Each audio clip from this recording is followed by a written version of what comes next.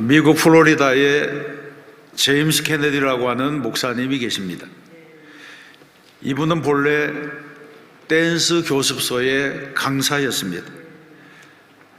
그런데 교습소가 한창 번창하던 중에 갑자기 어려움이 닥쳤습니다. 사람들이 더 이상 찾지 않았습니다. 수강생이 줄어들었습니다. 처음에는 어떻게 하든지 버텨보려고 했지만 더 이상 버틸 수가 없어서 댄스 교습소가 문을 닫게 되고 이분은 직업을 잃어버리고 실업자가 되었습니다. 그 이후에도 여러 가지 일을 했지만 그 일들이 여의치 않아서 신학교의 문을 두드리게 되었습니다. 막다른 골목에서 더 이상 도피할 곳이 없어서 가고 싶지 않은 신학교에 억지로 가게 된 것입니다. 그런데 제임스 케네디가 신학교에 들어간 이후에 완전히 변화를 받아서 남은 생을 목사로 헌신하기로 결단을 했습니다. 이분이 바로 세계적으로 유명한 전도 폭발이라고 하는 전도 교재를 만든 저자가 되었습니다. 여러분, 그 댄스 교습소는 왜 망하게 된 것입니까? 그 이유는 오직 한 가지입니다. 하나님께서 제임스 케네디를 다른 곳에 쓰시기로 작정했기 때문입니다. 그래서 잘 나가던 그의 인생의 앞길이 가로막히고 장애물이 생기고 성공하던 사업장이 망하고 춤추는 것으로는 1등이었지만 더 이상 춤을 출 수 없는 상황으로 몰고 가서 결국에는 하나님의 학교에 입학을 시키신 것입니다. 하나님께서는 때때로 인간을 위하여 거룩한 파괴, 거룩한 방해를 하시는 분입니다. 한 인간의 삶에 더 큰 것을 이루시려고 하는 목적이 있으시기 때문에 그 인생의 길에 간섭하시는 것입니다. 출애굽기 33장에 보게 되면 사람이 자기의 친구와 이야기함 같이 여호와께서는 모세와 대면하여 말씀하셨다고 하는 구절이 있습니다. 이 사건은 모세의 말년에 있었던 일입니다. 모세는 40년간 애굽의 궁정에서 왕자로 살았고 40년은 미디안 광야에서 목자로 살았습니다.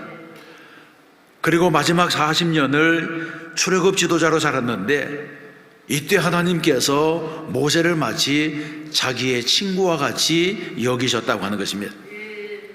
모세는 80여 동안 하나님께 단련을 받은 이후에 인생의 마지막 시기에 하나님과 거룩한 교제를 누리는 특권을 얻게 된 것입니다. 그러면 모세와 하나님의 친밀한 관계는 언제로부터 시작된 것입니까? 성경에서는 모든 기득권을 버리고 떠난 모세의 결단으로부터 시작되었다고 말씀하고 있습니다. 1월 27절에서는 믿음으로 애굽을 떠나 임금의 노함을 무서워하지 아니하고 곧 보이지 아니한 자를 보는 것 같이 하여 참았다, 이렇게 말씀합니다. 모세는 애굽을 2번 떠났습니다. 한 번은 40세의 나이에 떠났고 두 번째는 80세에 떠났습니다. 모세는 역사적인 순간마다 믿음으로 떠나는 일을 반복했고 이 모든 결단이 믿음으로 되었다고 하는 것이 성경의 증언입니다. 그러면 우리는 모세의 믿음에서 무엇을 배울 수가 있습니까? 첫 번째로 살펴볼 것은 참 믿음은 온전히 떠나는 것이라고 하는 것입니다. 그런데 문제는 익숙한 것으로부터 떠나는 것이 쉽지 않다는 것입니다. 제가 유럽에서 목회를 해보니 유학을 오는 유학생들은 각기 다 사정을 가지고 다른 형편에서 그곳까지 왔다고 하는 것을 알게 되었습니다. 많은 고민과 선택의 순간들이 그들에게 있었습니다. 제가 97년도에 성악가들과 함께 첫 번째 한국 순회 연주를 했습니다.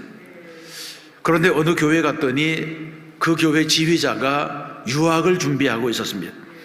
그러면서 저에게 이탈리아에 유학을 가려고 한다고 하면서 여러 가지를 물었습니다. 97년도에는 저도 이탈리아에 간 지 1년밖에 안 되기 때문에 아는 것이 별로 없었습니다. 그래도 그분이 묻는 것을 교인들의 도움을 받아서 성실하게 답변을 해주고 왔습니다.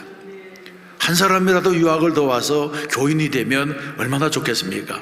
그래서 이제 자세한 안내를 했습니다. 그런데 99년도에 갔더니 그분이 아직도 그 찬양대를 지휘하고 있었습니다. 일부 예배를 마치자 그 지휘자가 또 찾아왔습니다. 유학에 대해서 또 물어봤습니다. 언어를 공부하러 어느 도시로 가야 합니까? 아니면 언어 공부를 하지 말고 곧바로 유학을 음악원이 있는 곳으로 바로 가는 것이 좋습니까? 공부하기에 밀라노가 좋습니까? 로마가 좋습니까? 유학 비용은 얼마나 듭니까? 집을 구할 수가 있습니까?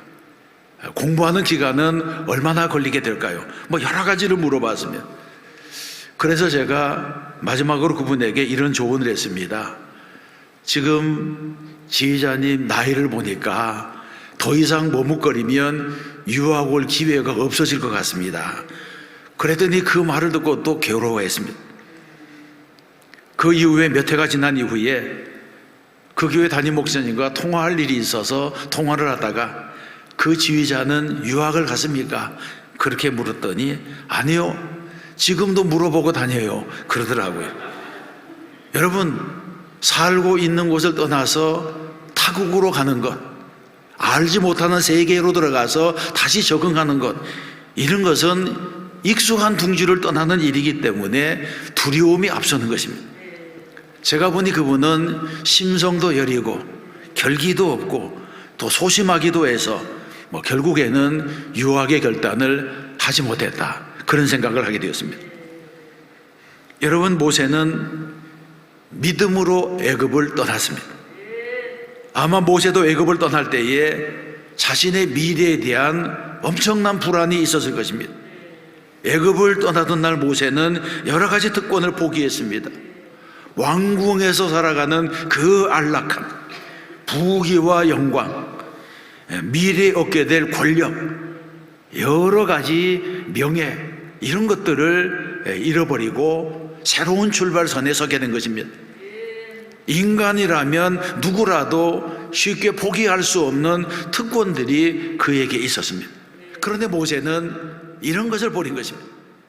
모세의 출애굽은 40세가 되었던 그때에 이미 시작된 것과도 같습니다. 그 후 40여 년이 지나서 모세는 또다시 출애굽을 합니다. 성경에 보게 되면 그때 애굽의 바로가 여러 가지 제안을 하면서 모세를 유혹했습니다. 출애굽기 8장 25절에서는 바로가 모세와 아론을 불러 이르되 너희는 가서 이 땅에서 너희 하나님께 제사를 드리라, 이렇게 말을 합니다. 이것은 무슨 말이냐 하면 타협을 하자는 것입니다.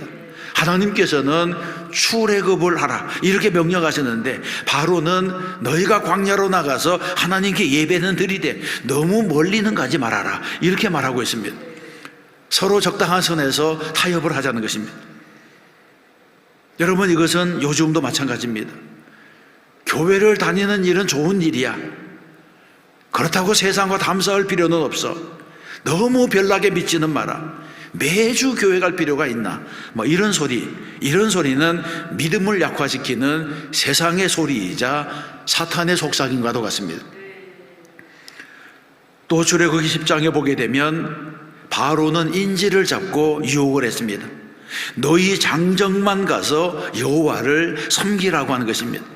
여자와 아이들은 다 남겨두고 남자만 광야로 갔다가 다시 돌아오라고 말하고 있습니다.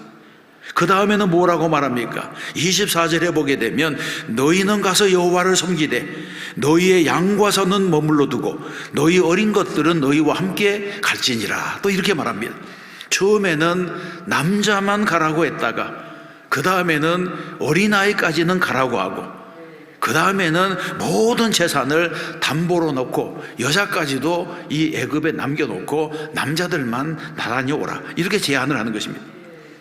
하나님의 명령은 애굽을 완전히 떠나라고 하는 것인데 바로는 자꾸 다시 돌아올 고리를 남겨놓고 가라고 하는 것입니다. 여러분, 이것이 바로 세상의 유혹입니다. 이때 모세가 뭐라고 대답합니까? 우리의 가축도 우리와 함께 가고 한 마리도 남길 수 없으니 이는 우리가 그 중에서 가져다가 우리 하나님 여호와를 섬길 것이라, 이렇게 말하고 있습니다. 하나님이 하신 명령과는 타협할 수가 없다는 것입니다. 여러분, 이런 유혹은 오늘도 계속됩니다. 바로의 계략이나 마귀의 유혹은 일반입니다. 마귀는 우리에게 다가와서 이렇게 속삭입니다. 믿더라도 너무 깊이 들어가지 말아라. 주일 예배 한 번만 드리지 무슨 예배를 그렇게 많이 드리느냐. 적당히 믿어도 된다. 몸으로만 헌신해도 되는데 왜 물질까지 바치느냐. 믿으려면 혼자 믿지 왜 식구들까지 끌고 다니느냐. 뭐 이런 여러 가지 사탄의 교란은 어제나 오늘이나 동일하다는 것입니다. 조금도 변하지 않습니다. 그러나 진정한 신앙이란 무엇입니까? 진정한 신앙은 애굽을 완전히 떠나는 것입니다. 배는 닷줄을 끌어주어야만 망망대해로 나갈 수가 있습니다. 만일 우리를 붙들어 매고 있는 닷줄을 끌지 못하면 신앙의 배는 한치도 앞으로 나갈 수가 없습니다. 그러므로 모세의 버리고 떠남은 하나님이 인도하시는 깊은 바다로 나아가려면 매인 것을 끊어야 하고 잘라버려야 되고 포기하고 버리고 떠나는 결단이 있어야 한다고 하는 것을 우리에게 보여주고 있습니다. 성경에서 말씀합니다. 누구든지 그리스도 안에 있으면 새로운 피조물이라 이전 것은 지나갔으니 새 것이 되었도다고 말씀합니다.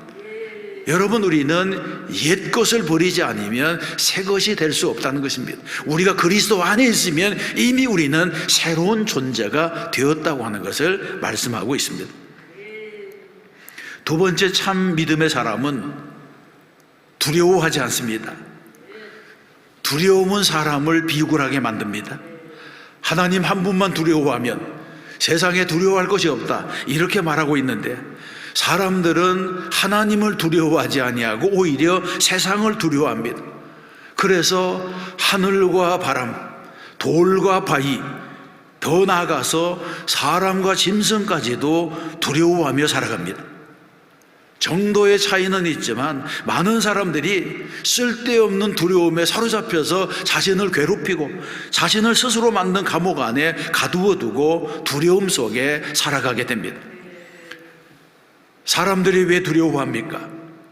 사람들이 두려워하는 이유는 진정으로 두려워해야 할 분을 두려워하지 않기 때문에 그렇습니다. 어떤 사람은 선한 일, 좋은 일, 옳은 일을 하면서도 두려워합니다. 이런 일을 하면 사람들이 나를 어떻게 생각할까? 내가 혹시 다른 사람의 감정을 건드리지 않을까? 그동안 쌓아두었던 좋은 평판을 무너뜨리지 않을까? 혹시 소외되지 않을까? 이런 두려움을 가지게 됩니다. 그런데 이런 두려움들은 모두가 이기적인 두려움입니다. 믿음이 없는 사람이 가지는 인간적인 두려움이라고 하는 것입니다. 그러나 참 믿음의 사람은 언제나 두려움을 떨쳐버리고 삽니다. 본래 모세도 타고난 믿음의 사람은 아니었습니다. 출애굽기 2장 14절에 보게 되면 사람을 죽인 것이 탄로 났을 때에 모세가 두려워했다고 했습니다. 이어지는 말씀해 보게 되면 모세가 바로의 낯을 피하여 미디안 땅에 머물렀다고 했습니다. 이처럼 모세가 처음 애굽을 떠나는 그때에는 두려움이 있었습니다. 그렇습니다. 두려움은 언제나 도피를 불러옵니다. 숨을 곳을 찾게 됩니다. 두려워하게 되면 담대하게 부닥치기보다는 자꾸 피하고 미루고 물러서게 되는 것입니다. 여러분, 우리도 신앙생활하면서 이런저런 핑계를 댈 때가 있습니다. 마땅히 해야 될 일을 하지 못하면서 내 천성이 본래 그래, 그렇게 말하면서 두려움을 내 안에 숨기고 우물쭈물하면서 살아가게 됩니다. 그러나 여러분, 내가 예수님의 십자가의 보혈로 구원받고 하나님의 성령이 내 안에 계시다고 하는 사실을 믿는다면 성령님께서 나의 연약함을 변화시킬 수 없다고 하면 무엇 때문에 내가 예수를 믿겠습니까? 모세는 출애굽의 지도자가 될 때에 변했습니다. 사명을 받은 이후에 변했습니다. 두려워하던 모세가 믿음으로 애굽을 떠나 왕의 노함을 무서워하지 아니했다고 말합니다. 이것은 무엇을 말하는 것입니까? 모세가 눈에 보이지 아니하는 하나님을 바라보면서 그 모든 어려움을 이겨냈다고 하는 평가를 받았다고 하는 것입니다. 온전히 하나님을 믿고 따르고 의지하는 사람이 되었습니다. 홍해 앞에서 모세에게는 두려움이 없었습니다. 앞길은 홍해가 가로막고 뒤에서는 애굽의 군대가 쫓아올 때에 두려워 떠는 백성들에게 말합니다. 너희는 두려워하지 말고 가만히 서서 여호와께서 오늘 너희를 위하여 행하시는 구원을 보라, 이렇게 선포했습니다. 이 용기가 어디에서 온 것입니까? 믿음에서 온 것입니다. 사람들은 바로를 바라보았지만 모세는 하나님을 바라보았습니다. 사람들은 바로의 군대를 바라보았지만 모세는 하나님의 군대를 바라보았습니다. 사람들은 넘실거리는 홍해를 바라보았지만 모세는 바다를 가르시는 하나님의 기적을 바라보았습니다. 모세는 어떻게 두려움을 극복했습니까? 27절 말씀처럼 믿음으로 애굽을 떠나 왕의 노함을 무서워하지 아니하고 곧 보이지 않는 자를 보는 것과 같이 하여 참았다고 하는 것입니다. 이 말씀은 무엇을 의미합니까? 믿음이라고 하는 것은 세상이 보지 못하는 것을 보게 하는 눈을 열어주는 것입니다. 세상의 그 어떤 세력으로도 꺾을 수 없는 하나님의 능력에, 하나님의 세계가 있다고 하는 것을 보여주는 것입니다. 다시 말해서 모세는 자신에게 보이지 아니하는 지지 세력이 있다고 하는 사실을 안 것입니다. 그래서 어떤 일을 하더라도 내가 무너지지 아니할 것이고 실패하지 아니할 것이고 승리하게 될 것이라고 하는 것을 믿었습니다. 모세의 시선은 세상이 아니고 바로가 아니고 적들이 아니고 오직 하나님만을 따라서 움직였습니다. 한국 교회가 낳은 위대한 부흥사인 이성봉 목사님이 계셨습니다. 그런데 이성봉 목사님은 항상 오른손을 꼭 쥐고 다니셨다고 하는 일화가 있습니다. 그래서 사람들이 궁금해서 물었습니다. 목사님, 오른손에 도대체 무엇을 쥐고 다니세요? 그러니까 이 목사님이 대답하기를 나는 예수님의 손을 꼭 잡고 다니는 거야, 그렇게 대답했다고 합니다. 사람들은 저 목사님은 왜 날마다 오른손을 잡고 오른손에 주먹을 쥐고 다닐까, 그렇게 생각했지만 목사님은 그 오른손을 쥐고 다니는 그 행동이 내가 주님을 늘 붙잡고 다니는, 주님과 함께하는 증거의 표시라, 그렇게 생각했다고 하는 것입니다.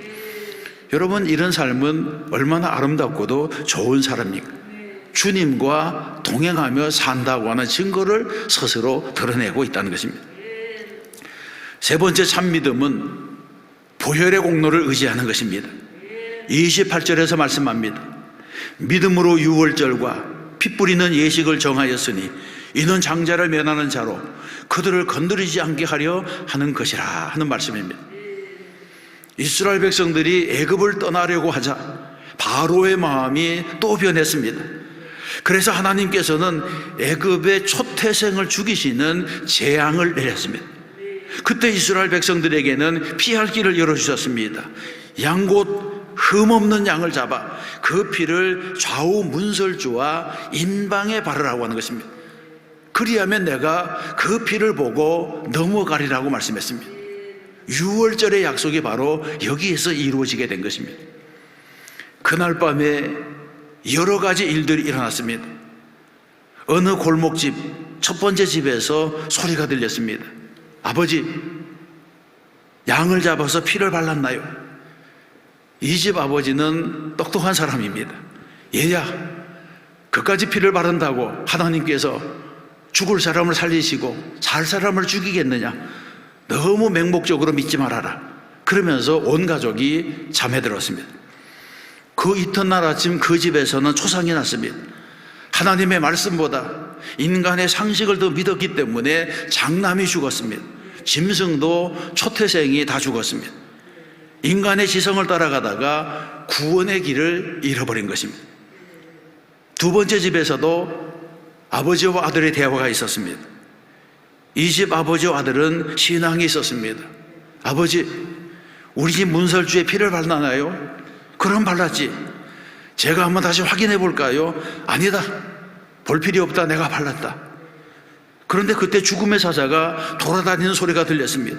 사방에서 곡소리가 들렸습니다. 아들이 또 묻습니다. 아버지, 그래도 불안해요. 우리 집은 그냥 지나갈까요? 그리고는 밤새도록 한숨도 자지 못하고 두려워했습니다. 좀 더 하나님을 신뢰했다면 그 밤에 편히 잠을 잤을 터이지만 뜬 눈으로 두려움과 떨림으로 밤을 지새웠습니다. 이처럼 믿음의 확신이 없으면 예수를 믿으면서도 불안하고 예수를 믿으면서도 두려워하고 온전히 믿지 못해서 방황하는 삶을 사는 것입니다. 세 번째 집은 신앙이 좋은 가정이었습니다. 아버지, 하나님의 말씀대로 양을 잡아 피를 바르셨나요? 아버지가 대답하기를, 그래, 언제 우리가 하나님의 말씀에 불순종한 적이 있더냐? 그렇게 말하면서 이 집은 정말 하나님의 말씀대로 사는 집이었습니다. 그래서 이 가정은 여느 때처럼 온 식구가 함께 찬양하고 함께 기도하면서 저녁을 맞이했습니다. 그리고 그 재앙의 밤에도 편안히 잠을 잤습니다. 그 이튿날 찬란한 아침에 태양이 그 집을 비추고 그 가족들은 다시 건강하게 일어나서 하나님께 찬양을 드렸습니다. 이런 믿음의 가정은 어떤 어두움의 세력도 해치지 못하는 것입니다. 이런 사건을 통해서 우리는 무엇을 봅니까? 고린도전서 5장 7절에서 말씀하시기를 우리의 유월절 양 곧 그리스도께서 희생이 되셨느니라고 말씀합니다. 여기서 말하는 유월절 어린 양은 예수님의 예표입니다. 그리고 유월절에 피 뿌리는 사건은 십자가의 사건을 예표하고 있습니다. 이스라엘 백성들이 유월절에 어린 양의 피로 말미암아 죽음의 밤을 통과하고 출애굽을 했던 것 같이 우리도 예수 그리스도께서 흘리신 보혈의 피로 죄 사함을 받고 영생을 얻게 된 것입니다. 이것이 우리의 믿음이고 이것이 우리의 신앙입니다. 성경에 보게 되면 피 흘림과 피 뿌림이라고 하는 개념이 있습니다. 글자는 비슷하지만 서로 다릅니다. 피 흘림의 사실을 아는 것만으로는 구원을 받지 못합니다. 피 흘림은 속죄의 근거가 될 뿐입니다. 애굽 땅에서 하나님께서 재앙을 내리시는 밤 어린 양이 사람을 살리기 위해서 피를 흘렸습니다. 그러나 이 사실을 아는 것만으로는 구원을 받지 못합니다.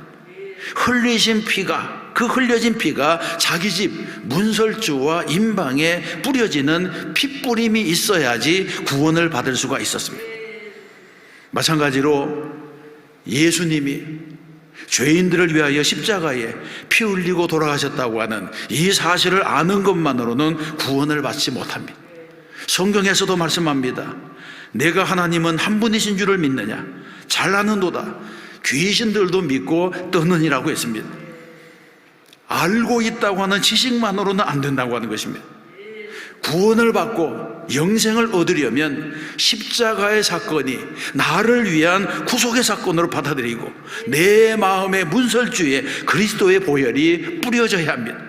이 보혈이 뿌려진 사람만이 하나님의 자녀가 되고 이 사람이 바로 구원받은 그리스도인이 되는 줄로 믿습니다. 사랑하는 성도 여러분, 여러분은 예수님의 보혈의 능력으로 구원을 받았습니까? 모세와 이스라엘 백성들은 피를 뿌려지는 순간 하나님의 능력 안에서 보호가 되었습니다. 이때로부터 참된 의미에서 구원받은 하나님의 백성이 된 것입니다. 교회에 출석하는 것은 신앙생활의 시작입니다. 세례를 받고 집사가 되고 무엇이 되었다 하더라도 신비한 체험을 했다고 하더라도 핏뿌림이 없이는 아직 그리스도인이 되지 못했습니다. 우리는 예수 그리스도의 십자가를 경험해야 됩니다. 모세는 참 믿음의 사람이었습니다. 그는 떠나가야 할 때 온전히 떠난 사람입니다. 그는 사람을 두려워하지 않았습니다. 그렇다면 나는 신앙생활을 하면서 무엇으로부터 떠났습니까? 진정으로 하나님을 두려워하는 사람은 하나님 이외에 그 어떤 것도 두려워하지 않습니다. 우리 모두 그리스도의 십자가의 보혈로 뿌림을 받아 죄 씻음 받고 영생을 얻게 된 줄로 믿습니다. 그래서 우리는 세상을 살아가면서 십자가를 자랑하고 십자가 때문에 즐거워하고 십자가 때문에 고난의 잔까지라도 마시는 사람들이 된 것입니다.